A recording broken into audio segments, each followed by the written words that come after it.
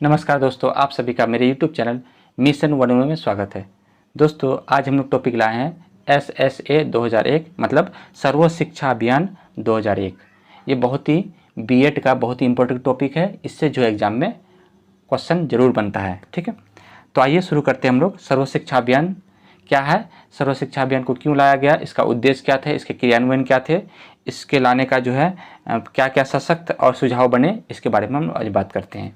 तो सर्व शिक्षा अभियान ये 2001 में लाया गया था। ठीक है, तो ये सर्व शिक्षा अभियान 2001, ठीक, SSA उसको बोलते हैं हम लोग, सर्व शिक्षा अभियान। ठीक, इसका रूपरेखा में हम लोग देखते हैं। पहले हम लोग इसका इंट्रोडक्शन देखेंगे, प्रस्तावना। सर्व शिक्षा अभियान के उद्देश्य, क्या उद्देश्य रहा, सर्व शिक्षा अभियान का क्रियान्वयन, क्या इसके कार्य रहे। ठीक है, सर्व शिक्षा अभियान के सशक्त तथा प्रभावी बनाने का सुझाव, इसको जो है बहुत ज़्यादा सशक्त और प्रभावी बनाए, इसके लिए जो है क्या क्या सुझाव दिए, और लास्ट में हम लोग इसका निष्कर्ष देखेंगे। तो आइए इसका प्रस्तावना हम लोग देखते हैं। प्रस्तावना में क्या है, भारत विश्व के सबसे बड़ी शिक्षा व्यवस्था में एक होने पर भी सर्वाधिक अर्थात कुल जनसंख्या का 22% है। मतलब ये कहा गया है कि भारत जो है विश्व में सबसे बड़ी जनसंख्या का जो है बड़ा देश है, ठीक कहा गया है। उसमें से भी जो है साक्षरता का अगर बात करें तो कुल जनसंख्या का वो कितने प्रतिशत भारत में साक्षरता है, 22% लोग ही जो है वो क्या है, शिक्षित हैं। ठीक है, दूसरा नंबर पॉइंट में है 1950 ईस्वी में देश का संविधान लागू हुआ, जिसके अनुच्छेद 45 में कहा गया कि 14 वर्ष तक के सभी बालकों को निःशुल्क और अनिवार्य शिक्षा दिया जाएगा। ये बात कहा गया था 1950 में, जब देश लागू हुआ था, देश का जो संविधान लागू हुआ था, उसी समय जो है ये बात अनुच्छेद 45 में कही गई थी कि 14 वर्ष तक के सभी बालकों को, है ना, निःशुल्क और अनिवार्य शिक्षा दिया जाएगा। ठीक, तीसरा नंबर पॉइंट क्या कहा जाता है सर्व शिक्षा अभियान में, कि सरकार के अनेक प्रयासों के बावजूद इनमें असित सफलता प्राप्त नहीं हुई। मतलब सरकार जो है कई सारे प्रयास किए, बालकों को निःशुल्क और अनिवार्य शिक्षा देने लगे, ठीक है, फिर भी सरकार को जो है इस प्रयास से जो है कई सारे जो है प्रयास से जो है सफलता नहीं मिली, यानी कि देश को जो है साक्षर करने में सफल नहीं बने। ठीक है, आगे देखते हैं। अतः केंद्र सरकार एवं मानव संसाधन विकास मंत्रालय के संयुक्त प्रयासों से सर्व शिक्षा अभियान 2001 प्रारंभ कर दिया गया। इस प्रकार जो है केंद्र सरकार और मानव संसाधन विकास मंत्रालय ने मिलकर सर्व शिक्षा अभियान को जो है 2001 में क्या कर दिया, प्रारंभ कर दिया। ठीक है, जिसकी शुरुआत कौन किया था, अटल बिहारी वाजपेयी द्वारा की गई थी। जिसकी शुरुआत जो है अटल बिहारी वाजपेयी जो है उस समय इसकी शुरुआत किए थे। ठीक है, आगे हम लोग देखते हैं सर्व शिक्षा अभियान के उद्देश्य, इसके क्या क्या उद्देश्य रहे।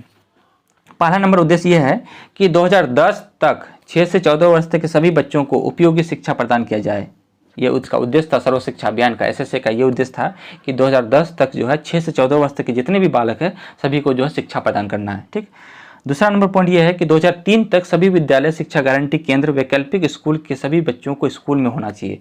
मतलब यहाँ पे ये बात कही गई है 2003 तक जो है जितने भी विद्यालय हैं, ठीक है, उसको जो है केंद्र गारंटी केंद्र वैकल्पिक स्कूल के सभी बच्चों को स्कूल में होना चाहिए। जितने भी स्कूल हैं उसमें जो है सभी बच्चों का जो है नामांकन होना चाहिए उसमें। ठीक है, तीसरा नंबर पॉइंट में ये उद्देश्य था कि 2010 तक सभी बच्चों को 8 साल की स्कूली शिक्षा पूरा करना है। 2010 तक जो है जितने भी बच्चे हैं उसको जो है 8 साल तक की मतलब मिडिल स्कूल तक की शिक्षा जो है उसको क्या करना है, पूरा करना है। ठीक है, और चौथा नंबर पॉइंट में है कि 2007 तक सभी बच्चे 5 साल की प्राथमिक शिक्षा पूरा करना है। 2007 तक जो है सभी बच्चों को जो है 5 साल की जो प्राथमिक शिक्षा होती है उसको जो है क्या करना है, पूरा करना है। पाँचवा नंबर पॉइंट है जीवन के लिए शिक्षा पर बल देते हुए संतोषजनक गुणवत्ता में प्रारंभिक शिक्षा पर जोर देना है। मतलब बालकों को जो है प्रारंभिक शिक्षा देते हुए जो है उनको जो है क्या करना है, आगे बढ़ाना है। छठा नंबर में है 2010 तक सार्वभौमिक शिक्षा के लक्ष्य को प्राप्त करना है। जो है 2010 तक जो है सार्वभौमिक शिक्षा वैसे शिक्षा को कहते हैं जिसमें बालकों को जो है सर्वांगीण विकास किया जाता है, तो उसको हम सार्वभौमिक शिक्षा कहते हैं। उसको जो है लक्ष्य को क्या करना है, पूरा करना है। और 7वां नंबर पॉइंट ये इसका उद्देश्य रहा SSA का कि कंप्यूटर शिक्षा को प्रोत्साहित करना है। स्कूल में जो है विद्यालय में बालकों को कंप्यूटर शिक्षा भी देना है। यहाँ तक हम लोग इसका उद्देश्य को देखें। फिर है सर्व शिक्षा अभियान के SSA के क्रियान्वयन, इसका क्या क्या कार्य हुए। ठीक, इसमें क्या क्या से कार्य हुए इसको हम लोग देखते हैं। पहला कार्य हुए कि निःशुल्क पाठ्य पुस्तक वितरण, मतलब विद्यालय में जो है 1 से 8 तक जो है विद्यालय में निःशुल्क जो है पाठ्य पुस्तक को देना है, किताबें जो है विद्यालय में निःशुल्क देना है, कोई भी जो है उससे पैसा नहीं लेना है। सर्व शिक्षा अभियान के सफलता हेतु 1 से 8 तक के अनुसूचित जाति, अनुसूचित जनजाति वर्ग के बालक व समस्त बालिकाओं हेतु निःशुल्क पाठ्य पुस्तकें उपलब्ध कराई जाती है। ये इसका कार्य रहा। ठीक है। दूसरा नंबर कार्य ये रहा शिक्षण अधिगम उपकरण, है ना। टीचिंग लर्निंग मटेरियल को जो है, यानी कि शिक्षण अधिगम मटेरियल मतलब हुआ कि बच्चों को जो है शिक्षण से संबंधित जो भी उपकरण आते हैं उसको जो उपलब्ध कराना है। आश्रित बस्तियों में मानव नवनिर्मित विद्यालय हेतु विद्यालय स्थानानुसार धनराशि उपलब्ध कराना है। जो भी नए नए विद्यालय खुले जाते हैं जहाँ पे विद्यालय नहीं है, तो उन सभी विद्यालयों में जो है शिक्षण अधिगम उपकरण जो है उपलब्ध कराना है, ताकि बालक जो है उन उपकरणों की मदद से सीख सके। ठीक है। तीसरा नंबर पॉइंट ये है कि प्राथमिक विद्यालयों की स्थापना करना है। मतलब सर्व शिक्षा अभियान का ये तहत हुआ कि जहाँ पे ज़्यादा आबादी वाले जगह हैं, है ना, तो वहाँ पे जो है हर एक किलोमीटर पे जो है हर एक किलोमीटर पे जो है प्राथमिक विद्यालय और हर एक 2 किलोमीटर पे जो है माध्यमिक विद्यालय स्थापित करना है। ठीक है। ये सर्व शिक्षा अभियान का जो है उद्देश्य था। इसका कार्य था कि प्राथमिक विद्यालयों की स्थापना हेतु 300 की आबादी और परिषदीय विद्यालय में 1.5 किलोमीटर की परिधि के बाहर स्थित बस्तियों को अनुसूचित मान दिया। यहाँ पे 1.5 किलोमीटर दिया गया है, लेकिन जो है आंकड़ा 1 किलोमीटर का रखा गया है। 1 किलोमीटर के अंदर में जो है हर 1 किलोमीटर के अंदर जो है घनी आबादी वाले क्षेत्रों में जो है एक प्राथमिक विद्यालय और 2 किलोमीटर के अंदर में जो है एक माध्यमिक विद्यालय जो की स्थापना करनी है। ठीक है। चौथा नंबर पॉइंट है अभिनव क्रियाकलाप। अभिनव क्रियाकलाप क्या है? अभिनव क्रियाकलापों में स्कूल में लागू करने में 6 से 14 वर्ष के सारे बच्चे लाभान्वित होते हैं एवं ये कार्यक्रम प्राथमिक शिक्षा प्राप्त करने की प्रक्रिया और समुदाय की सक्रिय भागीदारी के रूप में क्षेत्रीय व लैंगिक असमानता को कम करने की दिशा में उत्प्रेरक की भूमिका अदा करते हैं। मतलब अभिनव क्रियाकलाप का मतलब ये हुआ कि 6 से 14 वर्ष तक के सभी बालक इससे लाभान्वित होंगे और क्षेत्रीय विद्यालय रहे जिसमें लैंगिक असमानता की जो है भावना बालकों में जो है कम उत्पन्न होना चाहिए। ठीक है। इसी में है कि इसी से जुड़ी हुई ये पॉइंट है कि अभिनव योजनाओं के अंतर्गत क्रियान्वित कार्यक्रम आते हैं, जैसे बचपन की देखभाल, बालिका शिक्षा, कंप्यूटर शिक्षा, ST/SC शिक्षा होनी चाहिए। ठीक है। 5वां नंबर पॉइंट है समेकित शिक्षण। समेकित शिक्षण क्या होते हैं? विशेष आवश्यकता वाले बच्चे के प्रभावी शिक्षण हेतु अध्यापक प्रशिक्षण, वैकल्पिक शिक्षा उपकरण वितरण और सम्मिलित कैंप आदि की व्यवस्था करनी चाहिए। यहाँ तक कोई दिक्कत नहीं। अब हम लोग देखते हैं सर्व शिक्षा अभियान को सशक्त तथा प्रभावी बनाने का सुझाव।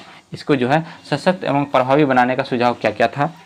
पहला पॉइंट है कि आंकड़ों के संग्रहीकरण विश्लेषीकरण को प्रयोग करने हेतु मजबूत बनाना। जो भी आंकड़े होते हैं उसको जो है संग्रह करना है और उसको क्या करना, विश्लेषण करते हुए जो है उसको जो है क्या करना ना, मजबूत बनाना है। दूसरा नंबर पॉइंट है बच्चों की शिक्षा में रुचि बनाए रखने के लिए क्लासरूम प्रक्रियाओं को अधिक गहराई से समझकर और गुणवत्तापूर्ण सुधार लाने की प्रयास करना चाहिए। क्लासरूम की व्यवस्था जो है बेहतरीन ढंग से करनी चाहिए। ठीक है।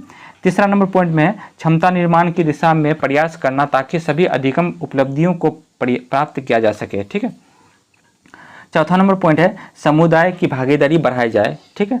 5वां नंबर पॉइंट है आंकड़ों के संग्रहीकरण विश्लेषीकरण का प्रयोग करने हेतु मजबूत बनाना है। तो यहाँ तक हम लोग देखिए सर्व शिक्षा अभियान के जो है सशक्त और प्रभावी बनाने का सुझाव थे। ठीक है। फिर उसके बाद है सर्व शिक्षा अभियान के क्रियान्वयन। इसके कौन कौन जो है क्रियान्वयन थे वही सब पॉइंट को जो है हम लोग यहाँ लिखे हैं। तो इसको हम लोग देखते हैं कि सर्व शिक्षा अभियान के क्रियान्वयन क्या क्या थे। पहला है बालिका शिक्षा, है ना। बालिका शिक्षा होना चाहिए। बालिका विद्यालय में जो है लड़कियों को भी जो है शिक्षा के प्रति जो है क्या करना चाहिए, जागरूक करना चाहिए सर्व शिक्षा अभियान के। दूसरा है अध्यापक प्रशिक्षण। अध्यापक प्रशिक्षण का मतलब होता है कि जो भी अध्यापक इस विद्यालय में जो है नियुक्त किया जाएंगे उसको जो है ट्रेनिंग करने के बाद जो है विद्यालय में क्या करना है, प्रशिक्षण देने के बाद जो उन्हीं अध्यापकों को जो है विद्यालय में क्या करना है, उसको जो है नियुक्ति करना है। शैक्षिक अनुदान, विद्यालय में शैक्षिक अनुदान के प्रति जागरूक रहना है। शिक्षा अधिगम उपकरण, है ना। शिक्षा अधिगम उपकरण मतलब विद्यालय में जो शिक्षा से संबंधित जो भी उपकरण आते हैं उसको जो है क्या करना, प्रोवाइड कराना। अभिनव क्रियाकलाप होना चाहिए। निःशुल्क पाठ्य पुस्तक का वितरण होना चाहिए। दूरस्थ शिक्षा होना चाहिए। दूरस्थ डिस्टेंस एजुकेशन होना चाहिए और प्राथमिक विद्यालयों की स्थापना होना चाहिए। तो यहाँ पे सर्व शिक्षा अभियान के क्रियान्वयन थे। और लास्ट में हम लोग इसका निष्कर्ष देखते हैं। निष्कर्ष में क्या है कि निष्कर्ष में ये देखते हैं कि अतः यह स्पष्ट है कि सर्व शिक्षा अभियान शैक्षिक गतिविधियों को सदृढ़ भूमिका निभा रही है, जिसमें केंद्र सरकार और राज्य सरकार की अपनी भागीदारी से के द्वारा जो है सर्व शिक्षा अभियान को क्या किया जा रहा है, सफल बनाया जा रहा है। ठीक है, उम्मीद करते हैं आप लोग को जो सर्व शिक्षा अभियान यानी कि SSA 2001 समझ में आ गया होगा। इसी तरह से मेरे चैनल पर बने रहे, सब्सक्राइब करें, लाइक करें और शेयर सभी दोस्तों तक करें। फिर हम लोग नेक्स्ट टॉपिक के साथ नेक्स्ट वीडियो मिलते हैं, तब तक के लिए धन्यवाद।